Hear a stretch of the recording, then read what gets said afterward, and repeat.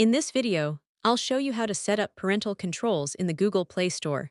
Start by opening the Google Play Store app on your device. Tap your profile icon account in the top corner, then go into Settings. From there, select Family and then tap Parental Controls. Turn on the toggle to enable parental controls. Next, you'll need to create a PIN. This PIN is required anytime someone tries to change or remove the parental control settings, so make sure it's something your child won't guess. After setting your PIN, choose the type of content restrictions you want to apply, such as apps, games, movies, or other content categories. Adjust the filters based on what you want to allow or block.